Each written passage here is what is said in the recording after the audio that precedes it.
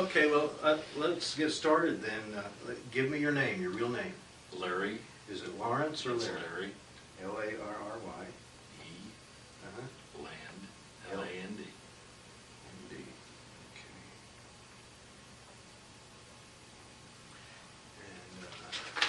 And Larry, you're going to be on tape 43. Now keep this with your stuff. 100 years from now, your descendants will find that, and it will say that tape 43, if they want to look at you and hear you, they can go to the Portsmouth Public Library and pull the tape off the shelf, and there you'll be. All right. Preserved for posterity. Exactly, exactly.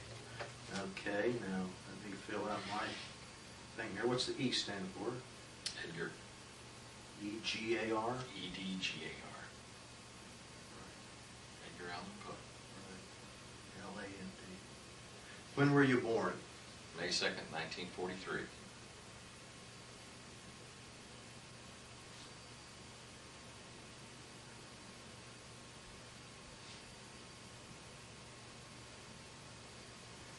Okay, good.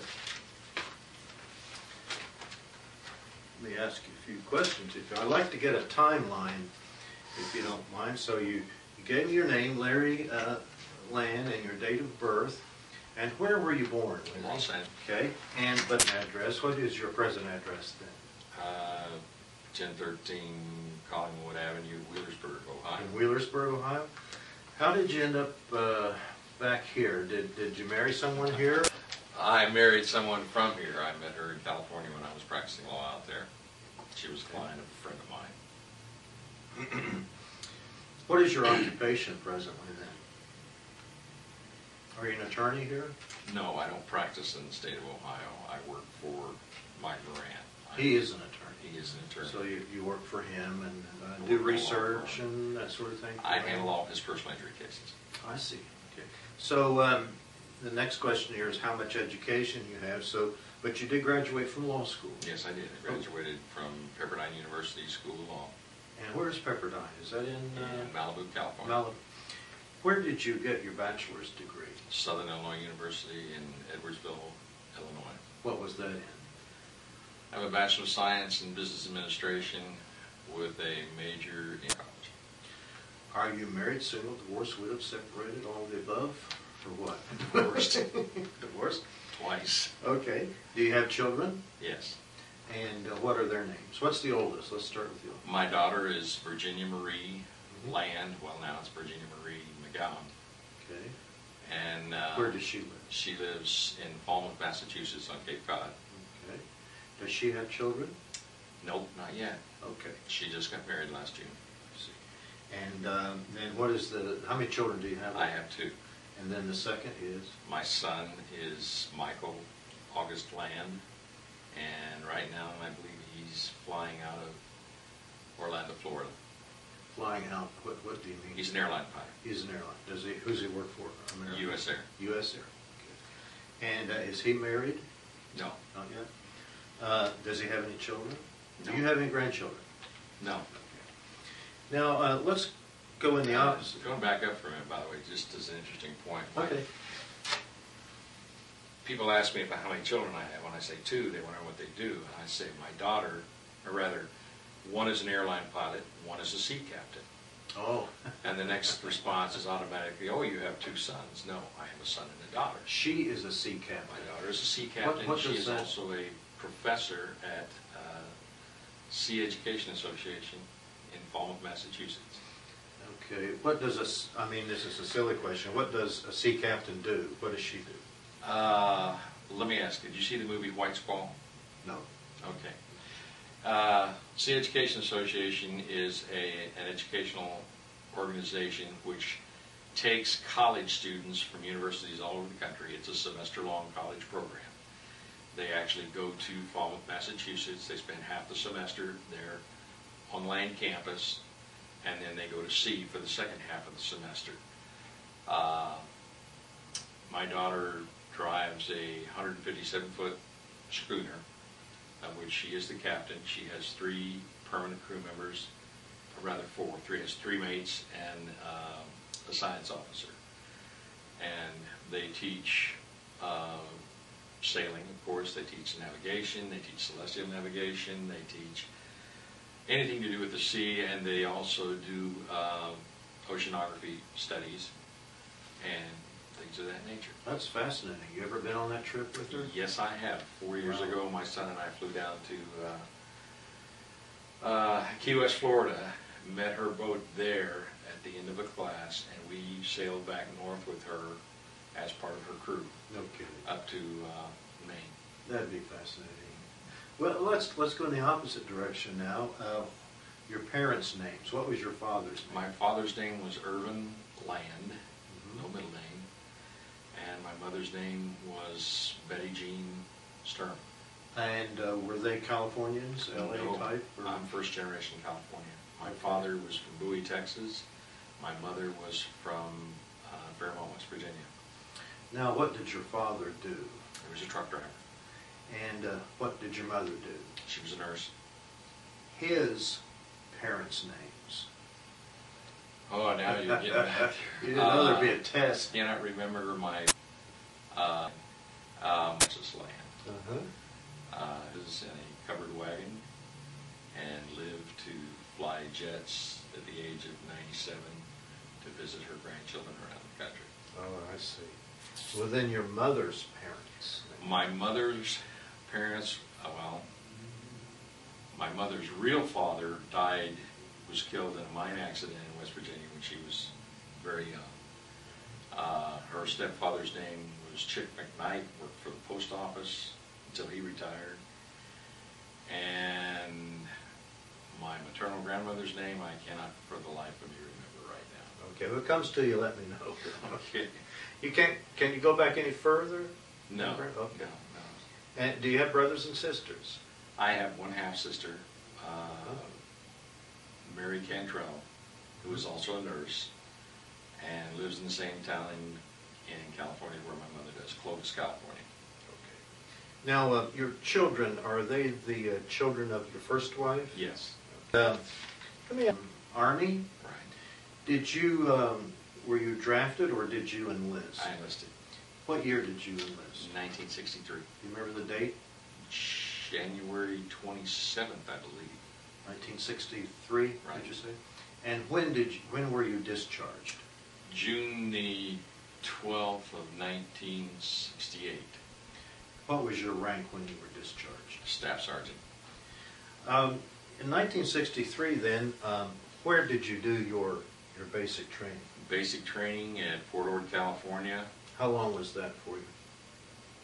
Well, 8 weeks maybe? it turned out to be 10 because I caught pneumonia the first week we were basic, and then I had to see. get recycled. So Oh, I spent, but basic training was 8 weeks.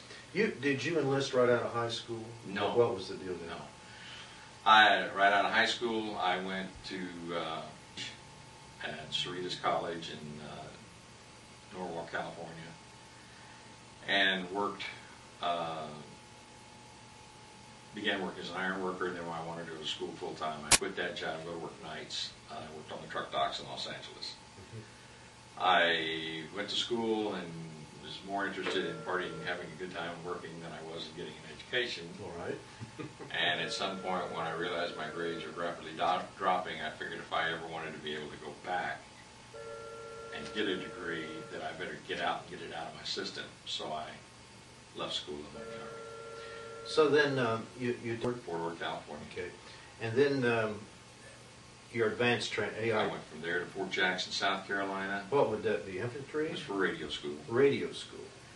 Then I had already been selected for Special Forces before I left Fort Ord. Okay. Basic training, they were recruiting, they came around and there were 3 of us that were selected. And I went to Fort Jackson for radio school, then I went from there to Fort Gordon to an advanced radio school, and from there to Fort Benning, Georgia for jump school, from there to Fort Bragg, North Carolina for Special Forces training, and then I was assigned to the 6th Special Forces Group there briefly, and from there to the 10th in Bad Tölz, Germany. 10th what? 10th Special Forces Group. Okay. And then I went straight from the 10th in Germany to the 5th Special Forces Group in Vietnam. The Special Forces training at Fort Bragg, how long did that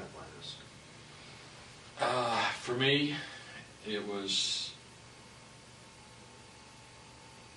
roughly half a year, a little better than half a year.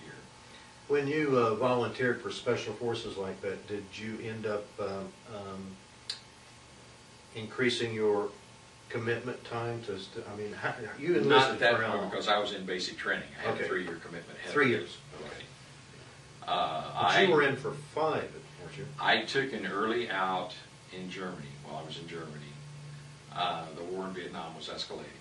Mhm. All the replacements we were getting were guys who were coming from Vietnam. They were all combat veterans. And of course, all the guys who were there who hadn't been to Vietnam yet wanted to go. In order to do that, I had to take an early out and re-enlist. Oh, I see. So I took what's called an early discharge from my first enlistment and re-enlisted for an additional 3-year commitment. Do you preserve your rank when you do Yeah, that? yeah, Okay. yeah. Okay. The only bad part about it was the re-enlistment bonus I got was 1 month's pay. And the month after I re-enlisted, Oh. they came out with the variable re-enlistment bonus. And guys with the same rank, same MOS got 10 grand. Holy cow. You couldn't back, it was too late to back up. Now it's too late to back up. Okay. You think maybe that was 6 months, and that's a little bit of everything, isn't it, when they train you for Special Forces? Primarily because I had been through my primary radio training already. I was going to be communications member of one of the teams. So it was classes in counterinsurgency, in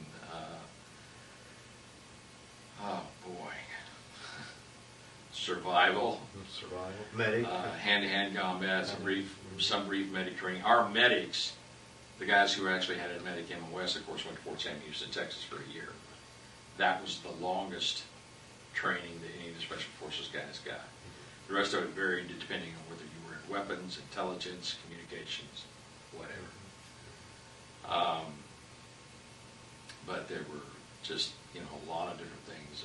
Propaganda, intelligence. How many soldiers in a team?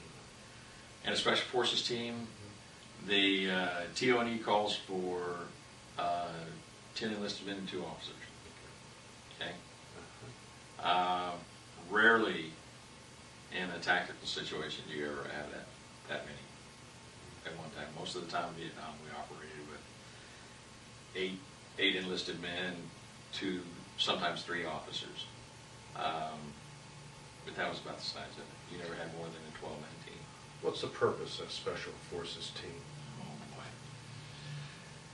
Well, the basic purpose is to be inserted into enemy territory to recruit, train, and lead indigenous forces in basically guerrilla warfare to harass and obstruct the enemy as much as possible. We also were heavily involved in scouting operations, planning listening devices along the trails, forward recon, things of that nature. The first year I was in Vietnam, the teams that I was with did a lot of search and destroy missions where you actually went out, you were out looking to make contact and expected to inflict as much damage as possible. The last year I was there,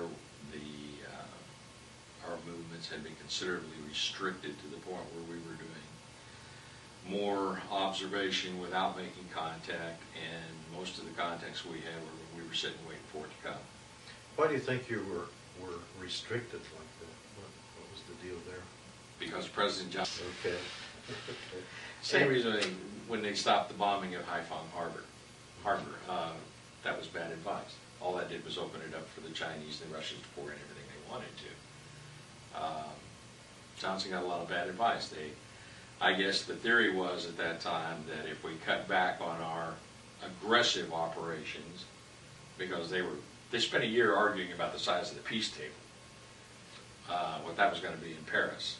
And so I think the theory was that if we cut back our aggressive operations and just more or less pull back into a defensive position, that would somehow or other make things go better at peace talks. When did you, where did you go? In August of 1966. And you were, had, what was Tour, and then I had about 1.5 extensions. Okay. How long was a full tour then? A year? The full tour was a year. Okay. And then your extensions were 6 months at a time. Now, when you got to Vietnam, where did you go? Where did you land? Initially flew into Ton Son Nhut Airport, Saigon, and was sent from there to the 5th Special Forces headquarters in, oh, my mind just went blank. Up the coast from, way up the coast from Saigon. Mm-hmm. And then I was sent from there to the B team in Quy Nhon, and from there farmed out to, over the course of the two years, was farmed out to Darien. I'm getting tongue-tied at my old age. To various A teams. You said a B team. What is a B team? A B team is the group headquarters is then broken down into C teams, B teams, and A teams. C team would be like a company level organization. Then you would have the B team, which has direct command. The B team that we were part of was in Quy Nhon. We had 8 or 9 underneath us, spread out all over 2 Corps. Okay, it's 2 Corps. Would that be the Central Highlands area? It would be, yeah, that area, around the DMZ. 2 Corps immediately below that. The indigenous personnel that we dealt with were primarily Montagnard Mountain people. And then you would have on down the country, you had 3 Corps, 4 Corps, so on. Remember what that was like when you got off the plane? I've heard some guys say that the heat just sort of smacks you. It was an interesting experience. We flew over a commercial airline. As a matter of fact, the first time I went over was on a Continental. Well, that's all it was. The government leased the planes from the airlines, and they had planes in the air coming and going all the time around the clock. Were these brand new? Pretty much. There were maybe half a dozen guys on the plane that were going back for a second tour. But for the most part, we were all young, had no prior combat experience. The closer we got to the country, the quieter things got in the plane. And the interesting experience just before we landed was the pilot came on the air and said, "I'm going to black out the airplane." And we thought he just meant, turn cabin lights off. He turned all the lights off. And then announced that, told us, "Oh, look out port starboard sides." And we picked up a fighter escort. We had a fighter off each wingtip. And he says something that for those of you who have flown commercial airlines before, we're going to do this landing a little differently. He said, "We're going in, and at a certain point," he says, "I'm going to turn this thing on its nose and head for the deck," which is exactly what he did. And in a commercial airline, that's an interesting experience. Holy cow. But we went in, and he turned it on its nose. We went down to the deck, and they were having some activity around Saigon that night. When we came in, you could see rockets and stuff on the outskirts of the city, or what I thought was the outskirts of the city. So they didn't taxi all the way up to the terminal. They stopped out on the runway, and we deplaned and walked from the plane into the terminal. And yeah, when I walked off that plane, the heat hit you like a blast furnace. Is that right? Yeah. And I mean, I had just come from the Alps Mountains in Germany. And instead of getting a 30-day leave, I got 9 days from Germany to Saigon. Now, you weren't married at that time, right? No, I wasn't. Okay, you got married after you were out of the service? No, I didn't. I met my first wife in Vietnam. Oh, okay. Was she Vietnamese? Oh, she No. was the USO She was person. director of the USO That's Club right. in Quinlan. Okay. Now, so you get... At Special Forces Group Headquarters. Okay. Okay. And All Special Forces troops in Vietnam were assigned. and then they sent you And out... from there, you went out to whatever team you were going to. Okay. And you never stayed with the same team? It sounds like they pulled you out here, and put you over there, pulled you out, put you over there. I had there was an E7 who was our B-team communications chief, who was over me. And he left not too long after I got there. So I wound up getting pulled back to the B-team as communications chief, which meant I had the responsibility for the communications from all the A-teams. Mm-hmm. And then whenever we'd get a break and we could get someone in, they would send me out to an A-team for a while. So I got to operate at maybe, I guess maybe, well, I was at Futuk, Dong Tray, I was at Binthon, and there's one other team out there that I can't think of right now. I got pictures of them at home. Now when did you say you got in? 66 is when Right. when you got in. And were the Marines already there? Up in D. Oh, I believe so, yeah.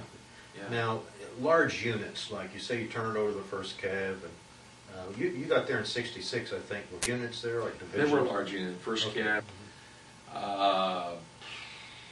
It was I Corps was mostly Marines. 4th Infantry Division was there. But I mean, they served a whole different function than what we did. yeah. They operated as a unit, whereas we went out and built our units out of the indigenous personnel. Did you live in the villages? What we did is we built camps, and then we bring the village in, inside our camp. Part of the deal when you go out to recruit these people is you have to be able to guarantee their safety. So we would move an entire village into our camp. And Was there any feeling on the part of the villagers who thought we're being displaced, uprooted, the Americans are putting us well, in a no, constant- because no, that's not what we were doing. We were going out, basically, we were asking them, you know, these were people who were being harassed and killed and whatnot by the Viet Cong and the North Vietnamese Army. And we would go out and we set up a dispensary. We had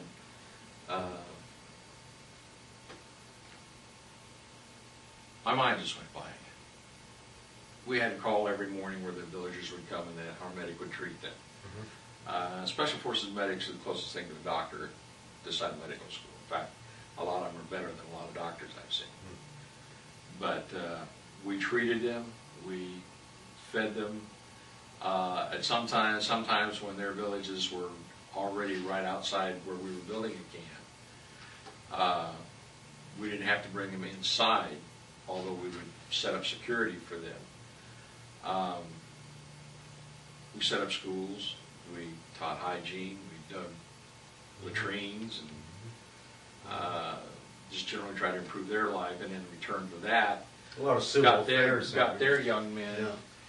to agree to come, and we trained them, equipped them, and then we led them. We pulled operations in that area, in a given area.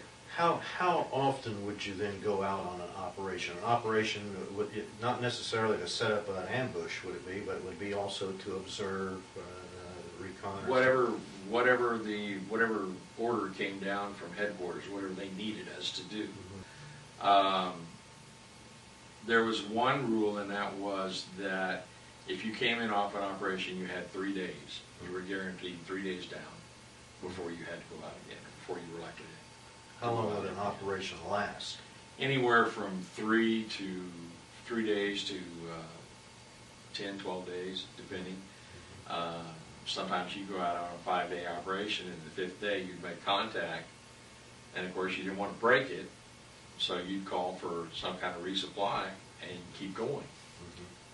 Okay. When you say make contact, you're talking about you would come up. You'd make on the contact enemy, with an enemy force, there'd and be you would some engage firing. them. Yeah. Okay. And when you say keep going, then would they drift back into the Well, jungle? sure, they try to withdraw, and you would try to stay. stay on top of it. There was a lot of, one of the things they found in Vietnam, they had a very hard time keeping track of Viet Cong and NVA units. One day they would be one place, and the next day they'd pop up someplace else. And you had no idea how they got from one to the other. That was one of the ways they discovered the tunnel systems and how extensive they were. They'd move whole large units underground from one place to another. Through the tunnels. Right. So when we would make contact above ground, you would try to stay in contact with them, harass them as much as possible, push them as far as you can, or push them into an area where you could call in air support or call in artillery support, and just basically try to pin them there until somebody could wipe them out. And in '66, when did you get there? In August? In August of '66. August of '66. And when did you leave? June of '68. Okay. You were there during Tet then, is that correct? I got married back here in the States in January of 1968. I see. My wife and I went back to Vietnam right after we got married. I went by civilian. She got into Vietnam the night before I did. I got stalled in the Philippines because when I hit the Philippines, the Tet Offensive in Vietnam had broken out that morning. She got there at Tet. And she was there already.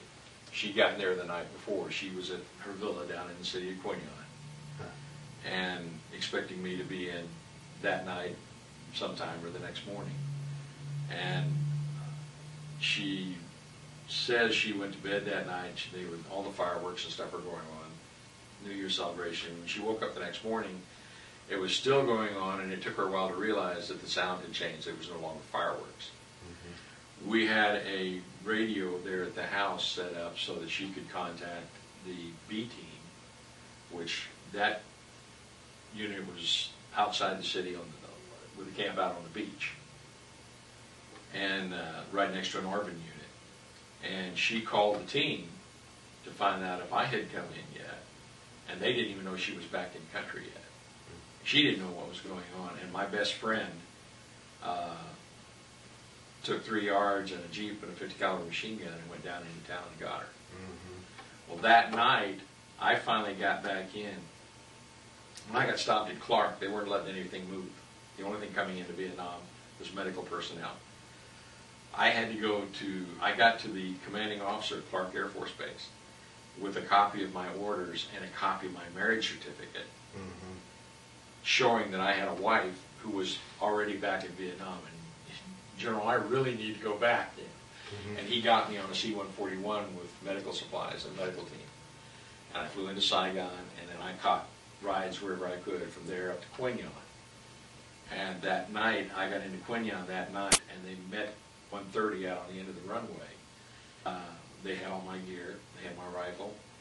And we literally, in Quinyon, by then, they had brought my wife into the team, keeping her there. She spent the next 2 weeks after Tet locked in a radio bunker at the B team, while the rest of us were out trying to retake the city. Quinyon was, that was up the coast. Was that a city? Right. Yeah. And had the Viet Cong overrun Quinyon? The Viet Cong overran most of Vietnam. And then you had to retake Quinyon. Yeah. We were retaking, province. Well, that kind of fighting in Quinyon was a little different, not the jungle. Door to door. Right. Yeah. We had a young lieutenant who, the Viet Cong took over the radio station in Quinyon.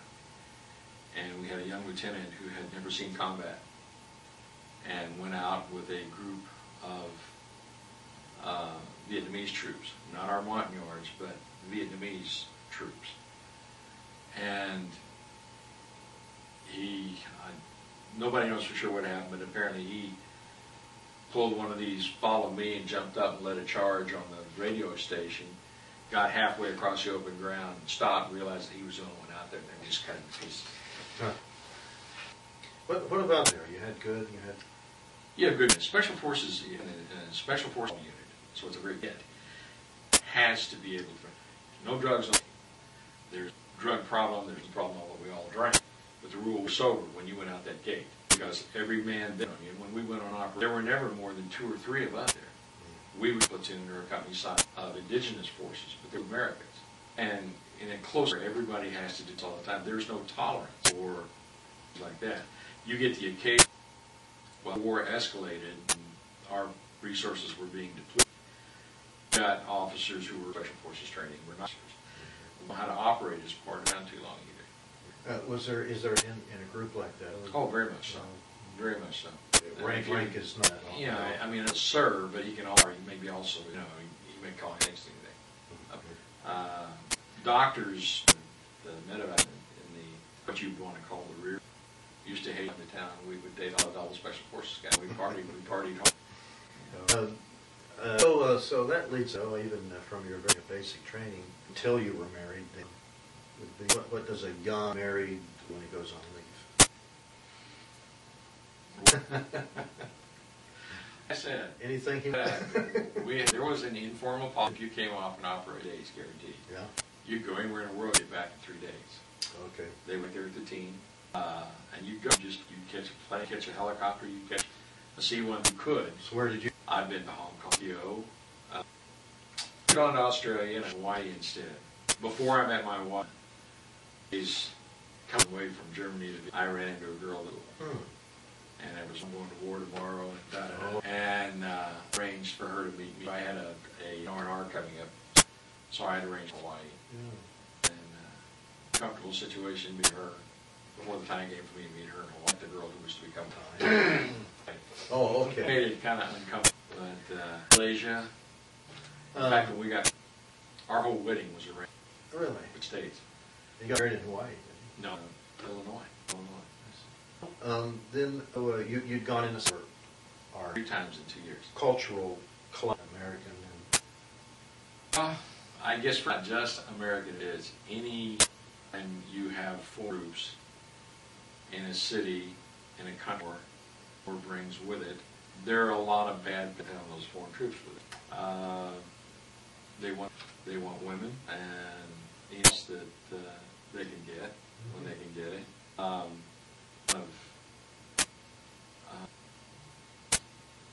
I don't really know what you need foreign soldiers to go in and prostitutes. That's not, but it happens. War doesn't matter us or as far as the goes. Culture class. They're fascinating people. They have a history that goes than ours. Have you? Not since the war. I'd like to go back. Looks like now. Like I said, I was only in Saigon. I think 3 times there. Saigon was a beautiful. The landscaping, architecture, of course, was reminiscent of French colonial times. Absolutely. And French is the best in the world. It doesn't get any better than that. But there was so much to see. And I was a little special force. They were just, we would go. You got to remember, the situation like Vietnam is a walking target. They all look alike. Was to walk around feeling like you had a bullseye pin between your shoulder blades. You couldn't tell who was what. Saigon, just came home. I took her to Saigon on a plane, and for another 2. We went over to Saigon. As luck would have it, that was a restaurant while we were there. Right across from us, ran the length of the restaurant, and some gentleman came, coat and tie, and down there, based on a stool next to him, and a few minutes later got up with it, and I liked when I was just tense. Fortunately, before I got out, he came. But it was going through my mind when he got the briefcase laying there. The Vietnamese people might be very friendly.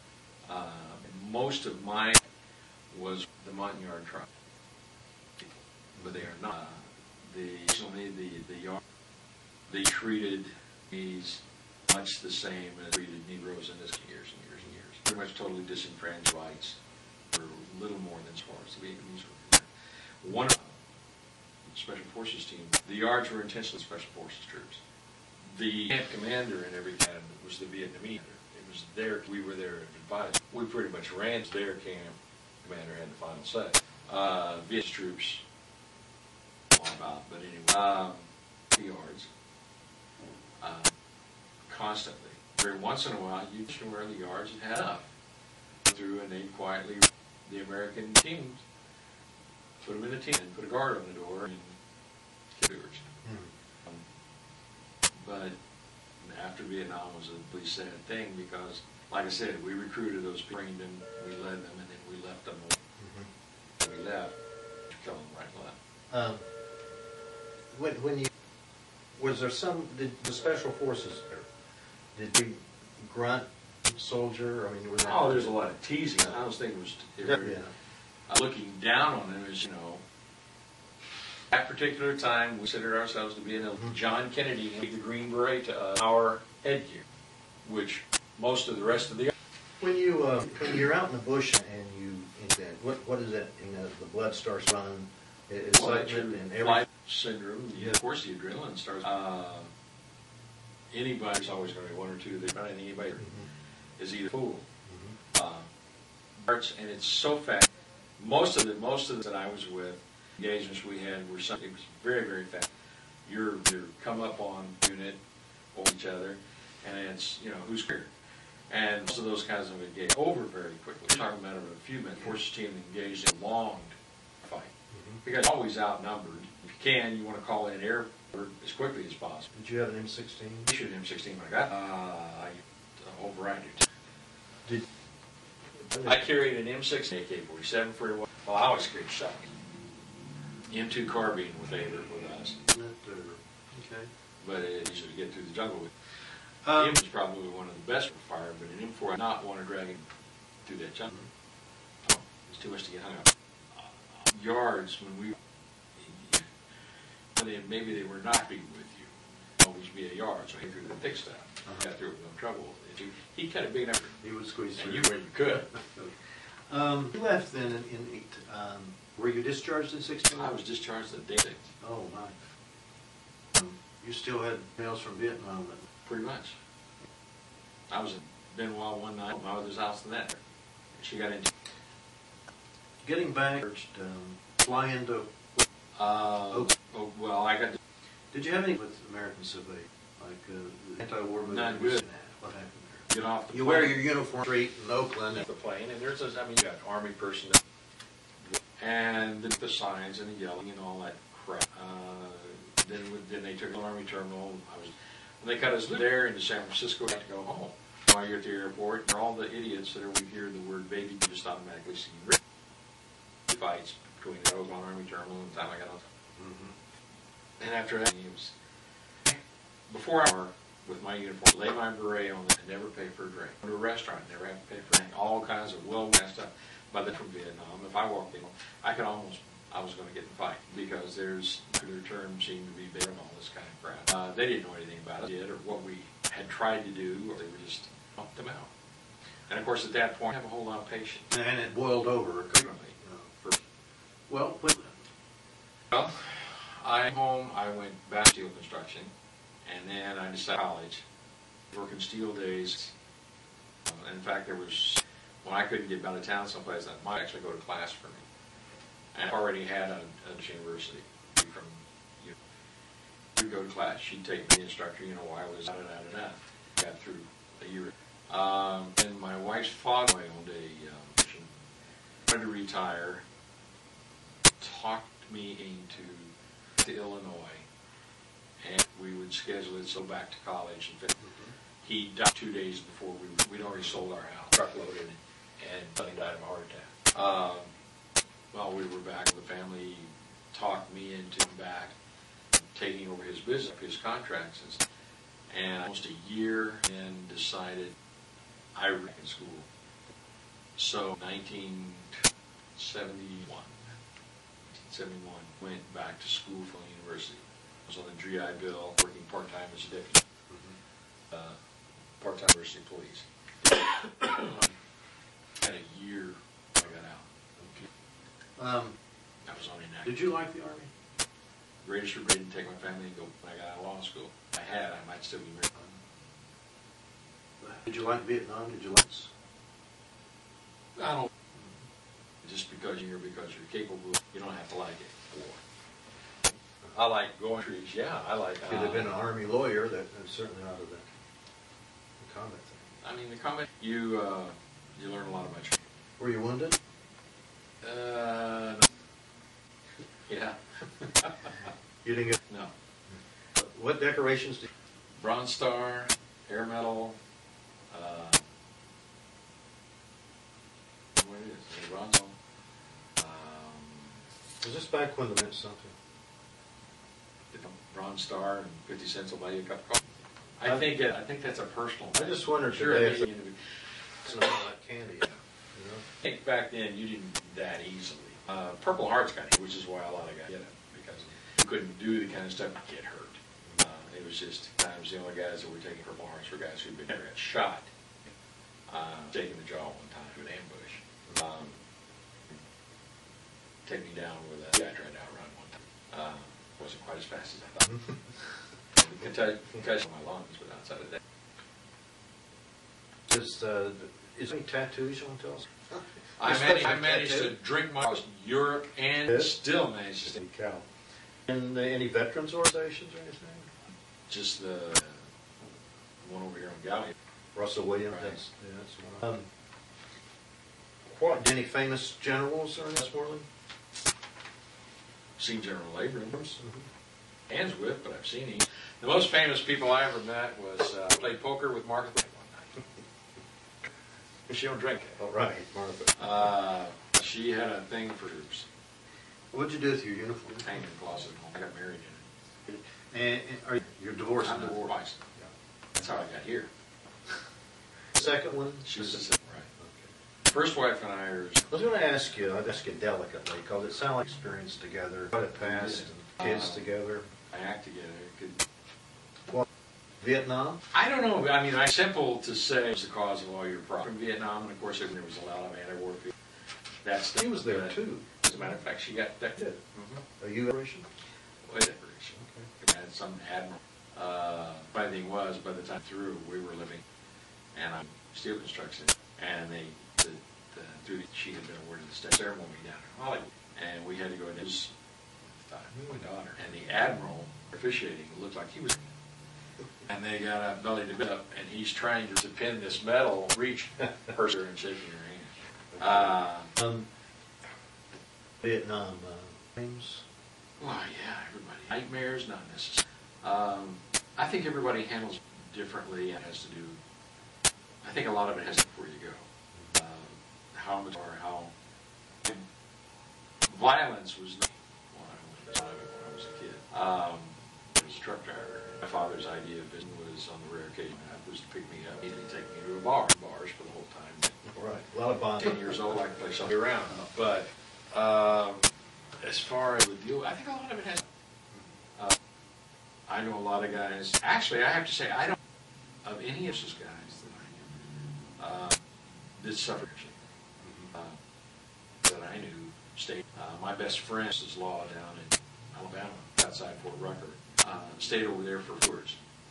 Married a Vietnamese girl. Took him down. Every time he'd go back, they'd have another. And it took him to get his family out of Vietnam.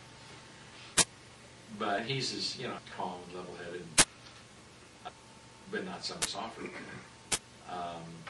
But most of the guys that had kind of a tightly knit, and into special forces, something through was to determine you could think on your feet. Well, you could cope with the situation. Nobody else to realize. Well, you could go through and still be able to make equilibrium and function. A lot of, I think, that had trouble were young guys who saw some horrendous wholesale. Like, when the wings got hit up north, what's the name of it? Quezon. That kind of wholesale was a lasting impression. Most of it we were in, bad while it lasted, but it's very short. The worst things and I've talked to that are still around, was when they would capture and the things and then we'd find them, and then you just want to inside. But there are constant memories, there are dreams sometimes about bears. In the middle of the night. For years I was real quick. I mean, literally in the game, don't walk in, grab me or wake me up. But never been, never fades like us. It's always like memories of who you were and what you did. It's just like something that it never phased up. Is there anything else you'd like to say, Larry? We don't need any more wars like this, like the one we got going now. Thanks for all you did. And you were the first one on this test. See how much we got.